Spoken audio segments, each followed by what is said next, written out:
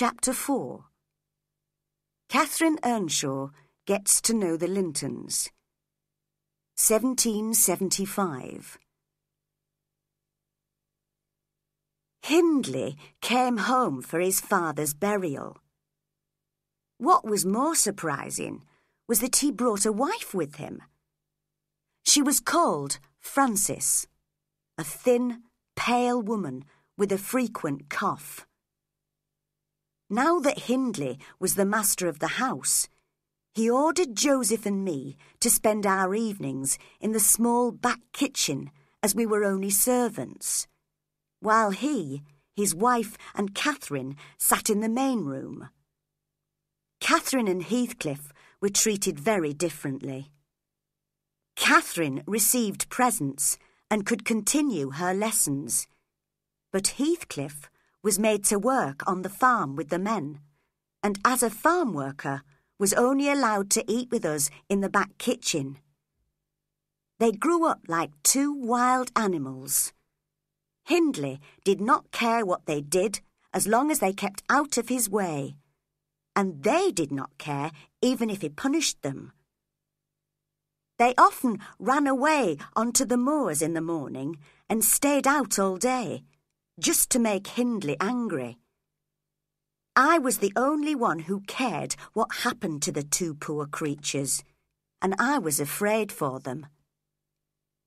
One Sunday evening, they were missing at bedtime, and Hindley ordered me angrily to lock the front door. But I did not want them to stay out in the cold all night, so I kept my window open to look out for them. In a while, I saw Heathcliff walking through the gate. I was shocked to see him alone. "Where's Catherine?" I cried sharply. "At Thrushcross Grange with our neighbours, the Lintons," he replied. "Let me in, Ellen, and I'll explain what happened." I went down to unlock the door, and we came upstairs very quietly. "Don't wake the master up," I whispered. "Now tell me." Well, Catherine and I thought we'd just walk to the Lintons' house. We wanted to see if Isabella and Edgar Linton are punished all the time by their parents, as we are. "Probably not," I answered. "I expect they are good children and don't need to be punished." "Nonsense, Ellen."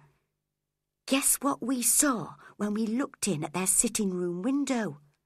A very pretty room with soft carpets and white walls. Catherine and I would love to have a room like that. But in the middle of this beautiful room, Isabella and Edgar Linton were screaming and fighting over a little dog. How stupid they are, Ellen. If Catherine wanted something, I would give it to her, and she would do the same for me. I would rather be here at Wuthering Heights with her, even if I'm punished by Joseph and that wicked Hindley, than at Thrushcross Grange with those two fools. Not so loud, Heathcliff. But you still haven't told me why Catherine isn't with you.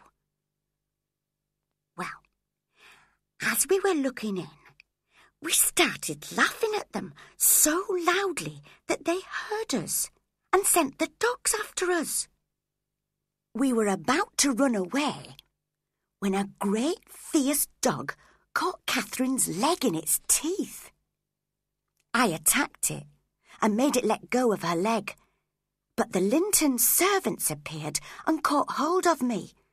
They must have thought we were robbers. Catherine was carried unconscious into the house, and they pulled me inside too. All the time I was shouting and swearing at them. "What a wicked pair of thieves," said old Mr. Linton.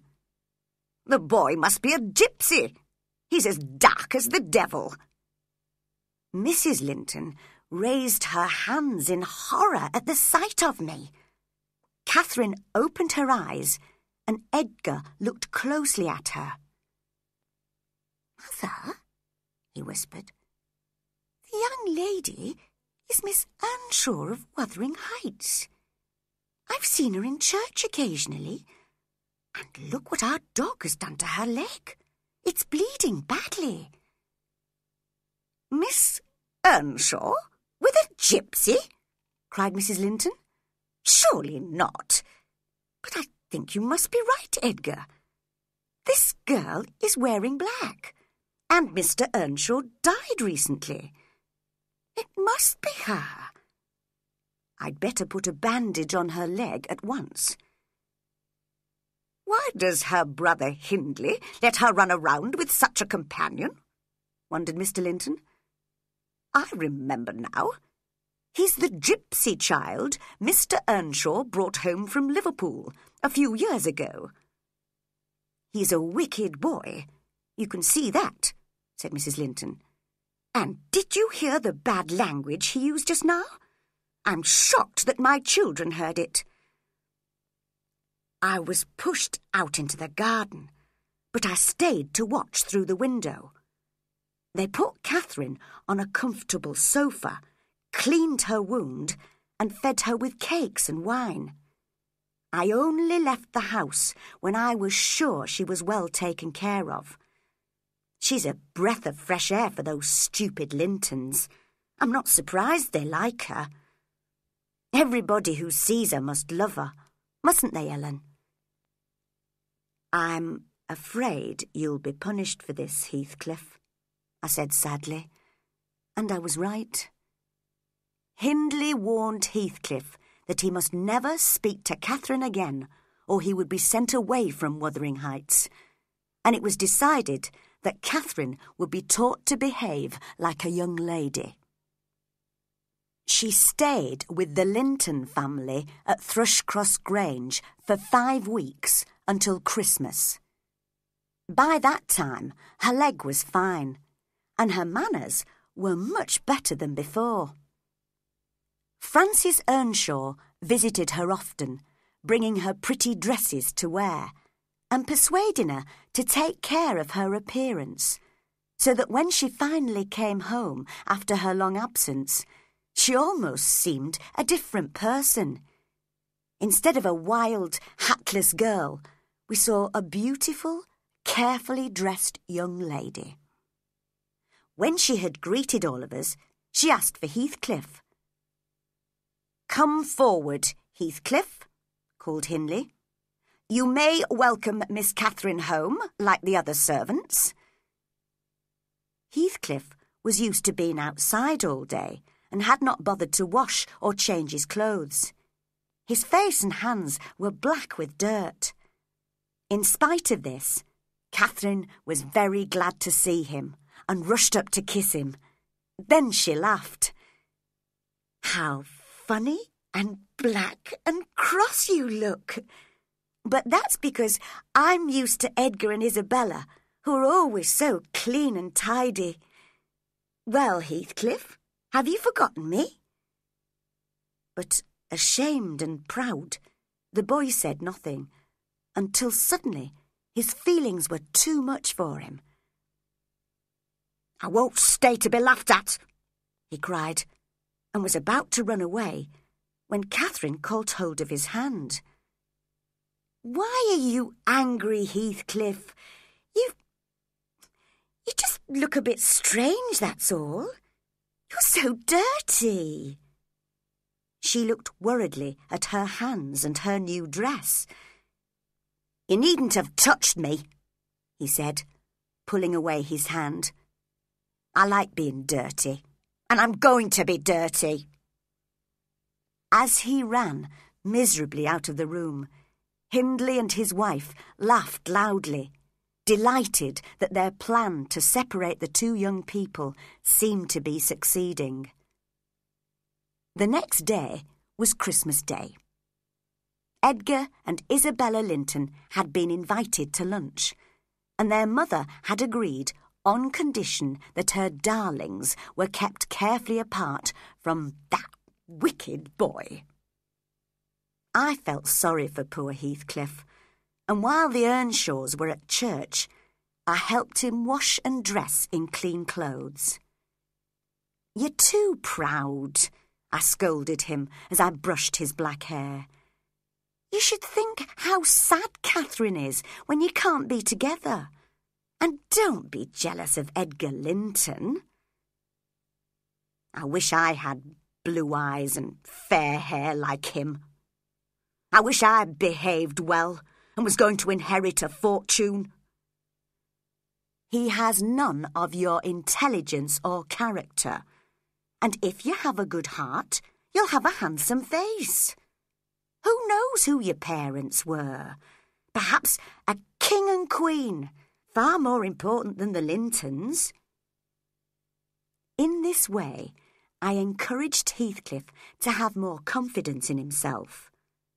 But when the Earnshaws and the Lintons arrived back from church, the first thing Hindley did was shout at Heathcliff, "Get out of my sight until we've finished eating! I'll pull that long hair of yours if you don't obey me at once." "It is long," said Edgar. "I'm surprised he can see anything." This was too much for Heathcliff. He looked desperately around for a weapon, picked up a bowl of hot soup, and threw it at Edgar, who started screaming. Hindley immediately took hold of Heathcliff and pushed him upstairs. "I'm sure Hindley's going to hit him," cried Catherine. "I hate it when Heathcliff is punished. It's your fault, Edgar. You annoyed him. Why did you speak to him?" "I didn't," replied Edgar, tears in his eyes. "I promised Mother I wouldn't. I spoke about him, not to him." "Well, don't cry," said Catherine with scorn. "You've made enough trouble already. Here comes my brother." Hindley returned, hot and breathless. "That'll teach him," he said. "And now let's have lunch." The others seemed to forget Heathcliff, but I noticed Catherine could not eat much, and I knew she was sorry for her friend. In the evening, there was music from a travelling band and dancing in the main room. Catherine said the music sounded sweeter from high up, and so she went to sit in the dark on the stairs. When I went to find her, however, I discovered she had gone right to the top of the house to talk to Heathcliff through his locked bedroom door, and had then climbed out onto the roof and in through his window. I persuaded them both to come out of the room the same way, as I had no key to the door, and took Heathcliff down into the warm servants' kitchen with me, while Catherine returned to her guests and the dancing. "You must be hungry, Heathcliff," I said. "You haven't eaten all day. Have some Christmas cake, do." "I can't eat anything," he growled, putting his head in his hands. "I've got to think how I can have my revenge on Hindley. I only hope he doesn't die first. He'll be sorry he's treated me like this, Ellen."